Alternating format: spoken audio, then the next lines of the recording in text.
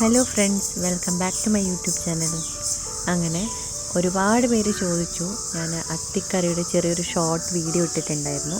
ഒരുപാട് പേര് ചോദിച്ചു എന്താണ് അത്തി, എന്താണ് സംഭവം എന്നൊക്കെ ചോദിച്ചപ്പോൾ ഞാൻ വിചാരിച്ചു ചെറിയൊരു വീഡിയോ ഇടാമെന്ന്. ഇത് നമ്മുടെ വീട്ടിൽ തന്നെ ഉണ്ടായിട്ടുള്ളൊരു മരമാണ്, അത്തിമരം. ഇത് പഴുത്തിട്ടൊന്നും ഞങ്ങൾ ഇതുവരെ കഴിച്ചിട്ടില്ല. കറി വെച്ച് കഴിക്കാൻ തുടങ്ങിയത് ഇപ്പോൾ അടുത്താണ്. ഇതിനെപ്പറ്റി ഇതിൻ്റെ ഗുണങ്ങളൊക്കെ അറിഞ്ഞതിനെ തുടർന്നാണ് ഇങ്ങനെ കറി വെച്ച് കഴിക്കാൻ തുടങ്ങിയത്. കൂടാതെ തോരൻ വെക്കും ഇത് ഉപയോഗിച്ച്. ഒത്തിരി ഔഷധ ഗുണങ്ങളുള്ളൊരു ഫലമാണിത്.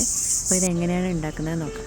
ആദ്യം തന്നെ അത് കഴുകി പറിച്ചെടുത്ത് അത് കഴുകിയെടുക്കുമ്പോൾ അതിന് ഉള്ളിൽ നിന്നൊരു പാല് പോലത്തെ ഇത് വരും. അപ്പോൾ നന്നായിട്ട് കഴുകുക. എന്നിട്ട് ഒരു പാത്രത്തിലേക്ക് എടുത്ത് അതിനെ നന്നായിട്ട് വേവിച്ചെടുക്കാൻ വേണ്ടിയിട്ടാണ്.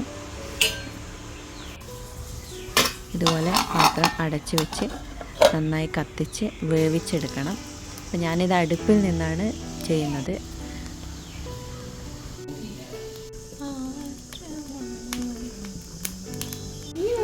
അപ്പോൾ ഇത് നന്നായി വെന്ത് വന്നതിന് ശേഷം ഒരു പാത്രത്തിലോട്ട് എടുത്ത് മാറ്റണം. എന്നിട്ട് ചൂടാറിയതിന് ശേഷം അതിൻ്റെ തൊലി കളഞ്ഞെടുക്കണം. പുറമേയുള്ള തൊലി ഈസി ആയിട്ട് വരും ഇങ്ങനെ വേവിച്ച് കഴിയുമ്പോഴേക്ക്.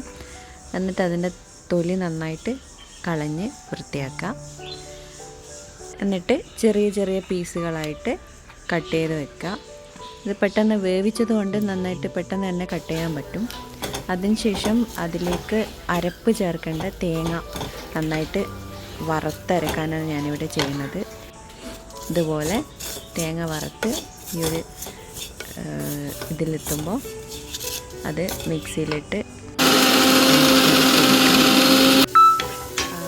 അതിനുശേഷം ഒരു പാത്രം എടുത്ത് അതിലോട്ട് ഉള്ളി ചെറുതായിട്ട് കട്ട് ചെയ്ത് വഴറ്റിയെടുക്കുക.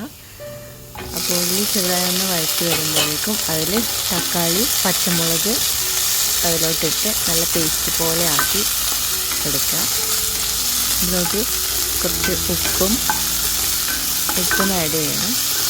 എന്നിട്ട് നന്നായിട്ട് വഴറ്റി വരുമ്പോൾ അതിലോട്ട് ഈ കട്ട് ചെയ്ത് വെച്ചിരിക്കുന്ന അത്തിപ്പഴം അതിലോട്ടിടുക. എന്നിട്ട് മഞ്ഞളും മുളകും ഉപ്പും ആവശ്യത്തിന് ഉപ്പും ആഡ് ചെയ്ത് നന്നായിട്ട് ഇളക്കി എടുക്കുക.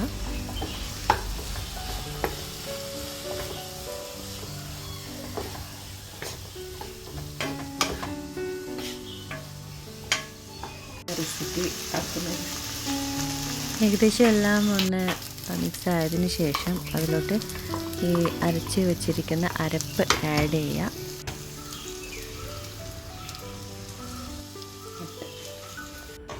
എന്നിട്ട് നന്നായിട്ട് ഇളക്കി കൊടുക്കുക. ആവശ്യമുള്ളവർക്ക് മസാലപ്പൊടി ആഡ് ചെയ്യാവുന്നതാണ്. ചിക്കൻ മസാലയും അങ്ങനെ ആഡ് ചെയ്യാം. ഗരം മസാല, ചിക്കൻ മസാല അങ്ങനെയൊക്കെ ആഡ് ചെയ്യാം. ഞാനിതിൽ മസാലകളൊന്നും ആഡ് ചെയ്യാതെ ആണ് ഇവിടെ ഉണ്ടാക്കുന്നത്. ചില സമയത്ത് ഞാൻ മസാലയൊക്കെ ആഡ് ചെയ്തുണ്ടാക്കും. പരിപ്പൊക്കെ ഇട്ട് സാമ്പാർ പോലെ വെക്കാം, അല്ലാതെ ചിക്കൻ പൗഡർ ഇട്ട് വെക്കാം. അങ്ങനെ എല്ലാ തരത്തിലും ഈ ഒരു അത്തിപ്പഴം നമുക്ക് വെക്കാൻ പറ്റും.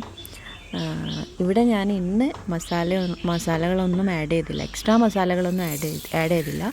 ജസ്റ്റ് മഞ്ഞളും മുളകും ഉപ്പും അത് മാത്രമേ ഇടുള്ളൂ. മല്ലിപ്പൊടിയും ആഡ് ചെയ്തു. പിന്നെന്താ അങ്ങനെ ചെയ്തപ്പോൾ കറി റെഡി ആയിട്ടുണ്ട്. അതിലോട്ട് കടുക് പൊട്ടിച്ച് ചേർക്കുകയാണ്.